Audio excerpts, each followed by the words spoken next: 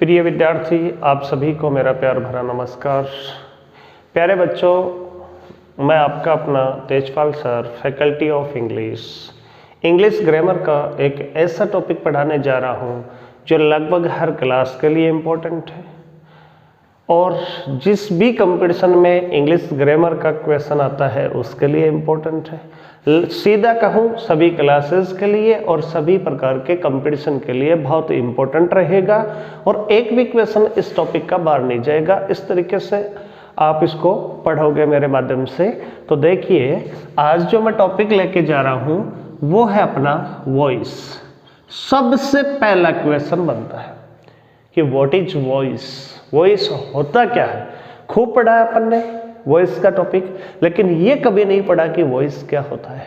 तो वॉइस का मीनिंग क्या होता है? हिंदी में आप लोगों ने पढ़ लिया वाच्य, तो वाच्य क्या होता है? तो वॉइस का मीनिंग होता है द वे ऑफ स्पीकिंग, बोलने का ही एक तरीका है या मैनर है। अब बात करें कि वॉइस की टाइप्स कितनी होती हैं, तो वॉइस की टाइप्स होती है वो 2 होती है। एक तो होती है एक्टिव वॉइस और दूसरी होती है पैसिव वॉइस। अब बात करें परीक्षा में क्या पूछा जाता है, एक्टिव वॉइस को पैसिव वॉइस में बदलना या फिर पैसिव वॉइस से एक्टिव वॉइस बनाना। तो किसी भी एक साइड से अपन सीखने की कोशिश करते हैं कि एक्टिव से पैसिव वॉइस कैसे बनती है और पैसिव से एक्टिव वॉइस कैसे बनती है। तो एक्टिव वॉइस को पैसिव में बदलने के लिए आपको सिंपली 5 टास्क फॉलो करने हैं, यानी पैसिव बनाने के लिए 5 काम याद रखने हैं। वो कौन कौन से हैं? तो सबसे पहले जो दिया हुआ सेंटेंस है उसके ऑब्जेक्ट को आप बदल दीजिए। किस में? सब्जेक्ट में बदल दीजिए। किस में बदलना है आपको? ऑब्जेक्ट को सब्जेक्ट में बदलना है। नंबर 2 आपको क्या यूज करना है? टेंस फॉर्म यूज करनी है। नंबर 3 आपको थर्ड नंबर पे आपको थर्ड फॉर्म यूज करनी है। नंबर 4 मोस्टली बाई यूज करते हैं, लेकिन आप बाई की बजाय प्रेपोजिशन ध्यान में रखिए। चौथे नंबर पे क्या करना है आपको? प्रेपोजिशन ऐड करनी है। और 5वें नंबर पे जो आपका सब्जेक्ट है उसको ऑब्जेक्ट की जगह पे ले जाइए। तो आपको कितने काम करने हैं? आपको सिर्फ 5 काम करने हैं। कौन कौन से? सबसे पहले ऑब्जेक्ट को सब्जेक्ट बना दीजिए, दूसरे नंबर पे टेंस फॉर्म लगा दीजिए, तीसरे नंबर पे थर्ड फॉर्म लगा दीजिए, चौथे नंबर पे प्रेपोजिशन का यूज कीजिए और 5वें नंबर पे सब्जेक्ट को ले जाइए। किसकी जगह? ऑब्जेक्ट की जगह ले जाइए। अब बात आती है कि ऑब्जेक्ट को क्या बनाना है? सब्जेक्ट बनाना है। तो बड़ी समस्या है। मोस्टली स्टूडेंट्स क्या करते हैं कि जहां वाक्य के एंड में जो वर्ड होता है उसको क्या मान लेते हैं कि यही सेंटेंस का ऑब्जेक्ट है। ना जी ना। तो सबसे पहले आपको क्या करना है? ऑब्जेक्ट को आइडेंटिफाई करना है कि ऑब्जेक्ट सेंटेंस में होता कहां पर है और इसकी पहचान आप लोग कैसे करोगे।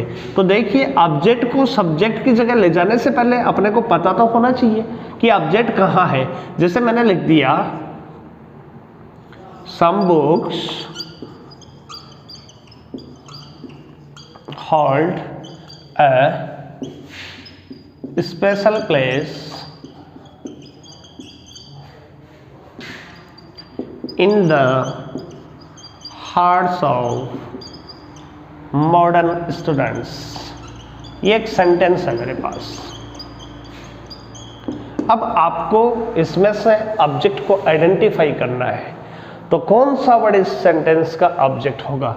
क्या सम बुक्स होगा, या होल्ड होगा, या ए स्पेशल प्लेस होगा, या इन द हार्ट्स ऑफ होगा, या मॉडर्न स्टूडेंट्स होगा? तो जहां तक मेरा मानना है, आप में से अधिकांश का जो आंसर है वो ये बन रहा है मॉडर्न स्टूडेंट्स। ना जी ना, बिल्कुल रॉन्ग है। अब इसको पकड़ना है कि कौन सा वर्ड होगा। बिल्कुल सिंपल सा फंडा इसका। वो क्या है? तो देखिए, किसी भी सेंटेंस में क्या दिया होता है? सब्जेक्ट दिया होता है। और क्या दिया होता है? वर्ब दी होती है। और क्या दिया होता है? ऑब्जेक्ट दिया होता है। तो इतना बड़ा ऑब्जेक्ट कोई जरूरी नहीं है कि छोटा सा ही वर्ड हो, यह भी जरूरी नहीं है कि एक ही वर्ड हो, यह भी जरूरी नहीं है कि 5 ही वर्ड हो। अब इसको आइडेंटिफाई करना है, अपने को ढूंढना है, तो मिलेगा कहाँ पे? तो भाई साहब यहाँ जो वर्ब दी है इस वर्ब से क्वेश्चन पूछिए, इसको बोलो व्हाट, क्या, या फिर किसे, whom। इन दोनों वर्ड्स का जो आंसर होगा वो क्या होगा? अगर एक का मिल रहा है तो भी ऑब्जेक्ट है, दोनों का मिल रहा है तो भी ऑब्जेक्ट है। अगर दोनों का मिल रहा है तो ऑब्जेक्ट कितने होंगे? 2 होंगे। तो क्वेश्चन के लिए आपको वर्ब से पूछना है क्या और किसे, किसको। इनका जो आंसर है वही वर्ड क्या है? सेंटेंस का ऑब्जेक्ट है। तो मैंने कहा कुछ किताबें होल्ड मीन्स होता रखना। अब पूछो क्या रखना? तो आंसर आएगा स्पेशल प्लेस। तो आंसर क्या आएगा? Special place. ये क्या बन गया? इस सेंटेंस का ऑब्जेक्ट बन गया। तो इस प्रकार से आपको नॉर्मली मैंने कह दिया मुकेश क्रिकेट खेलता है। क्या खेलता है? क्रिकेट खेलता है। तो क्रिकेट वर्ड क्या हो गया? सेंटेंस का ऑब्जेक्ट हो गया। मोहित हर दिन बाजार के अंदर गाड़ी ड्राइव करता है। तो क्या ड्राइव करता है? तो ड्राइव वर्ब है, इसको बोला क्या, जो आंसर मिला वो क्या मिला? गाड़ी मिला। तो ये क्या हो गया? सेंटेंस का ऑब्जेक्ट हो गया। अब ऑब्जेक्ट को किसकी जगह लाना है? आपको सब्जेक्ट की जगह लाना है। फिर बात आती है किसकी? टेंस फॉर्म की। सेकंड नंबर पे आपको क्या यूज करना है? टेंस फॉर्म यूज करनी है। तो टेंस में आपके पास हो सकता है सिंपल है, या हो सकता है कंटिन्यूअस है, या हो सकता है परफेक्ट है। तीनों में से कोई सा भी है।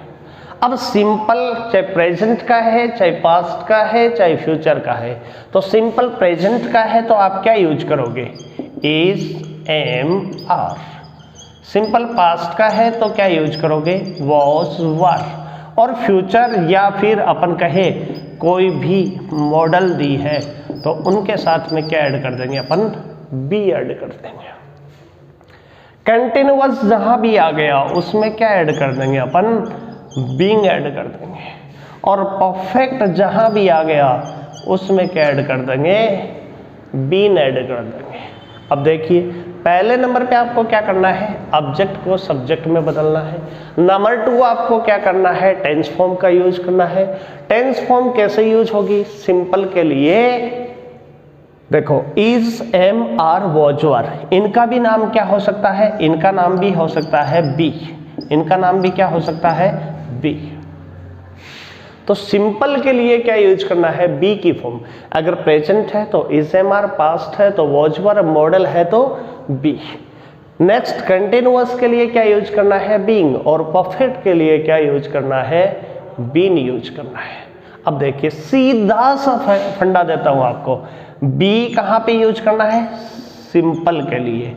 तो बी तो बेचारी सिंपल है, बी तो बेचारी सिंपल है। और बीइंग कंटिन्यूअस के साथ में रहती है। बीइंग किसके साथ में रहती है? कंटिन्यूअस के साथ में रहती है। क्योंकि भाई साहब उसका जो बीन है ना वो बिल्कुल परफेक्ट है। तो आपको बी, बीइंग, बीन, ये 3 पॉइंट ध्यान में रखने। Be, being, been.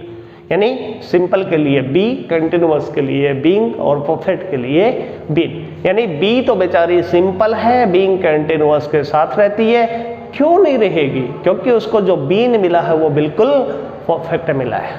दूसरी कंडीशन, दूसरी स्टेप लर्न हो गई। आ जाइए तीसरे नंबर पे। तो तीसरे नंबर पे तीसरी फॉर्म यानी थर्ड फॉर्म यूज करते हैं। और फोर्थ नंबर पे क्या यूज करते हैं? प्रेपोजिशन।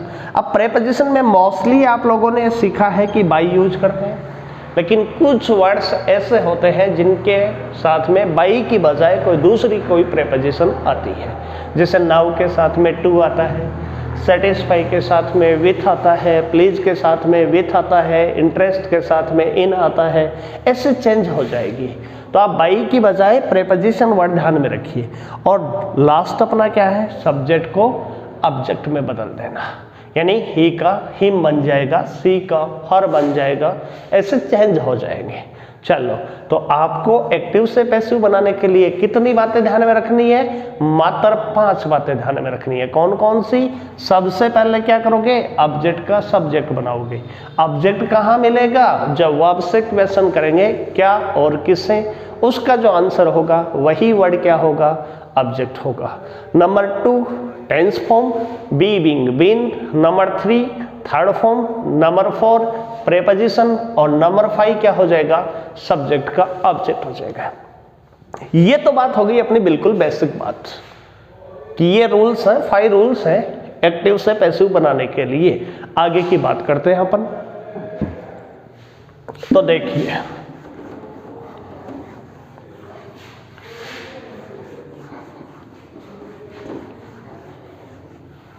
आ जाइए।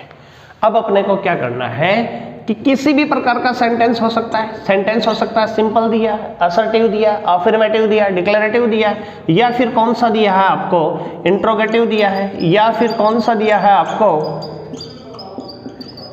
इंपेरेटिव सेंटेंस दिया है, या फिर कौन सा दिया है आपको? ऑप्टेटिव दिया है, या फिर कौन सा दिया है आपको? एक्सक्लेमेटरी दिया है। तो बहुत सारे टाइप्स के सेंटेंस हो गए, यानी सेंटेंसेस की टाइप्स भी कितनी है अपने पास? 1 2 3 4 5। रूल्स भी कितने ध्यान में रखने हैं? 5 रखने हैं। और टाइप्स सेंटेंस की कितनी है? 5 है। अब अपने को बनाना है, सिंपल से बनाना है, या इंट्रोगेटिव से बनाना है, या इंपेरेटिव से बनाना है, या ऑप्टेटिव से बनाना है, या एक्सक्लेमेटरी से बनाना है। तो सबसे पहले अपने पास कौन सा है? सिंपल है। अभी मैंने सिंपल से 5 रूल्स आपको बताए थे। ऑब्जेक्ट को सब्जेक्ट बना दीजिए। Number 2 tense form, number 3 third form, number 4 preposition और नंबर 5 सब्जेक्ट का ऑब्जेक्ट हो जाएगा। तो सिंपल से अपन बनाते हैं, he plays chess with his parents. अच्छा, ये कैसे चेंज करते हैं? तो पहले अपने को क्या करना है? ऑब्जेक्ट आइडेंटिफाई करना है। तो ही क्या है? सब्जेक्ट। प्ले क्या है? वर्ब। और चेस विथ हिज पेरेंट्स ये क्या है? तो प्ले से पूछिए क्या खेलना, आंसर आएगा चेस। तो ये क्या बन गया? सब्जेक्ट बन गया। फिर टेंस कौन सा है? तो सिंपल प्रेजेंट है, तो क्या लगा दोगे? इज। आगे प्लेड। आगे बताइए, played by him with his parents, ऐसे ले जाएंगे। तो played by him with his parents, ये हो गया। अब बात करें अपन कि निगेटिव अगर दिया है तो क्या करना है? ये जो बी बीइंग बीन, ये 3 स्टेप है। तो बी के साथ में क्या लगा दीजिए आप? नॉट लगा दीजिए। और कंटिन्यूअस से बनाना है तो नॉट बीइंग लगा दीजिए। परफेक्ट से बनाना है तो नॉट बीन लगा दीजिए। इनको अपन आगे सीखेंगे। फिर बात आती है असर्टिव के बाद इंट्रोगेटिव। तो इंट्रोगेटिव में क्या होता है? जहां पे हेल्पिंग वर्ब दी है उसकी जगह हेल्पिंग वर्ब को ही काम में लेंगे। तो ये तो आपने बहुत बार सीखा है, फिर भी कर लोगे और इनकी सीट दे दी जाएगी आपको। आगे बात कर लेते हैं अपन इंट्रोगेटिव से कैसे बनाना है। तो इंट्रोगेटिव वाला इंपॉर्टेंट बनेगा। इंट्रोगेटिव से देखिए, इंट्रोगेटिव में क्या होता है? स्टार्टिंग किससे होती है? सेंटेंस की हेल्पिंग वर्ब से होती है, या फिर किससे होती है? WH word plus helping verb से होती है। तो ऐसे वाक्यों में क्या करना है? तो जहां भी हेल्पिंग वर्ब है, जैसे इसमें स्टार्टिंग में है, इसमें कहां पे? After the WH word. तो जहां हेल्पिंग वर्ब है उसकी जगह हेल्पिंग वर्ब ही रहेगी। अब मैं एक सेंटेंस लेता हूं, जैसे मैंने ले लिया डू यू नाउ मी। तो अभी मैंने बताया फर्स्टली क्या करते हैं अपन? ऑब्जेक्ट को सब्जेक्ट बनाते हैं। तो मी का सब्जेक्ट बनेगा तो क्या बनेगा? आई बनेगा। अब मैंने कहा हेल्पिंग वर्ब की जगह हेल्पिंग वर्ब रखनी है अपने को, क्योंकि इंट्रोगेटिव सेंटेंस है वो इंट्रोगेटिव ही रहेगा। तो इसमें टेंस कौन सा है? सिंपल प्रेजेंट है, तो क्या लगाएंगे? Is, am, are. तो आई के लिए क्या हो गया? एम हो गया। फिर थर्ड नंबर पे क्या करेंगे? थर्ड फॉर्म लगाएंगे। और फोर्थ नंबर पे क्या करेंगे? प्रेपोजिशन। लेकिन अभी थोड़ी देर पहले मैंने बताया था कि नव के साथ में बाई का प्रयोग नहीं होता है, तो किसका प्रयोग होता है? टू और यू विल बी यू। इस प्रकार से बनाएंगे। ठीक है। दूसरा मैंने ले लिया व्हाट डज ही डू। कैसे चेंज करेंगे अपन? तो देखिए ऑब्जेक्ट आइडेंटिफाई करेंगे पहले। तो देखिए WH word, helping verb, subject, main verb. Object इसमें दिया ही नहीं है तो ऑब्जेक्ट का सब्जेक्ट बनाने वाली बात तो खत्म होगी। आ जाइए, व्हाट की जगह क्या हो गया, व्हाट ऑब्जेक्ट दिया नहीं है तो अपन किसका यूज करेंगे? सेकंड नंबर का, टेंस फॉर्म का। तो टेंस फॉर्म इसमें क्या आ जाएगी? इज। जब ऑब्जेक्ट है ही नहीं तो सिंगुलर वर्ब यूज करेंगे। फिर आगे बढ़े अपन थर्ड नंबर पे, थर्ड फॉर्म। फोर्थ नंबर पे प्रेपोजिशन और लास्ट में क्या करते हैं? सब्जेक्ट का ऑब्जेक्ट करते हैं। इस प्रकार से इंट्रोगेटिव सेंटेंस जो होता है उससे पैसे वॉइस बनाते हैं। फिर आगे की कड़ी में अपन सीखेंगे इंपेरेटिव से, ऑप्टेटिव से, एक्सक्लेमेटरी से और सिंपल की बहुत सारे स्टेप्स अपन सीखेंगे।